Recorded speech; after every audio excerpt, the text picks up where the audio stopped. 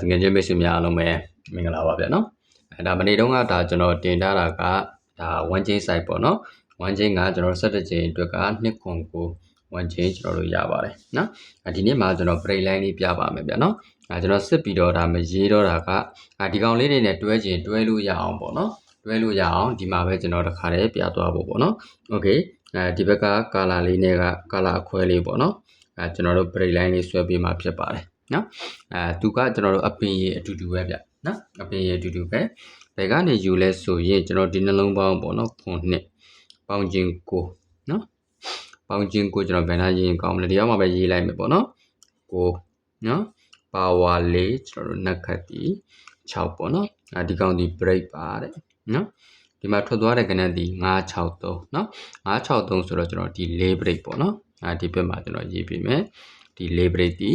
ကျွန်တော်တို့ pass ဖြစ်တယ်ပေါ့နော်အောက်မှာကျွန်တော်တို့ဆက်ပြီးတော့ကြည့်အောင်เนาะအောက်မှာလည်းကျွန်တော်တို့အပင်ရေကဒီတပင်ချပြီးတော့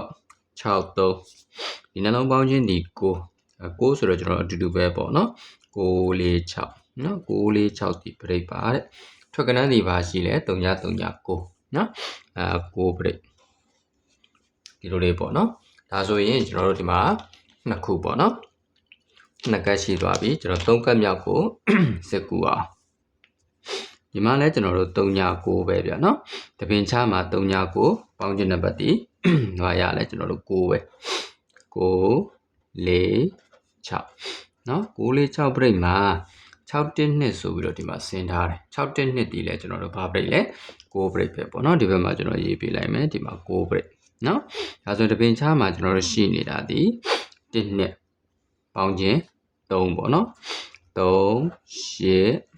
5ကျွန်တော်တို့ပါလဲ break ပေါ့နော်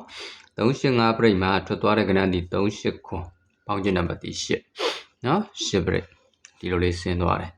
ဒါဆိုရင်ကျွန်တော်တို့တပင်ကြားမှာက8ခွန်ပေါ့နော်ဒီနှလုံးပေါင်းခြင်းဒီ9 3ညကျွန်တော်တို့3 3 break ပေါ့နော်ဒါဆိုရင်1 chain နဲ့ကျွန်တော်တို့ဒီ break နဲ့တွဲပြီးတော့ဒါကဏ္ဍလေးထုတ်ချင်တာထုတ်လို့ရတယ်ပေါ့နော်ထုတ်မယ်ဆိုရင်တော့နည်းနည်းတော့အကွက်များမယ်ပေါ့နော်နောက်ထပ်ကျွန်တော်ဒါ break line နဲ့ဒါ1 chain line နဲ့ပေါ့နော်တွဲပြီးတော့ဒါထုတ်ပေးထားတာနောက်ပိုင်းမှာကျွန်တော်ဒီတစ်ပတ်တော့ဒီသေးချာလေးပေါ့နော်အနှစ်ချုပ်ပေးနိုင်အောင်ကြိုးစားပါမယ်နော်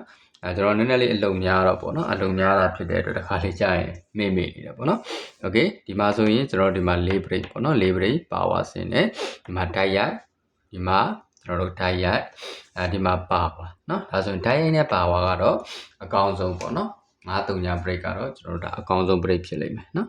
9-3 break ပေါ့နော်ဒီမှာလဲကျွန်တော်တို့နက်ခတ်ကတော့ဆင်မထားဘူးအဲမဲ့ကျွန်တော်ကာဘာဖြစ်အောင်နက်ခတ်ပါယူပေးထားတယ်နော်အားလုံးပဲကျေးဇူးတင်ပါတယ်ဗျအဆင်ပြေပါစေဘိုင်ဘိုင်ပါ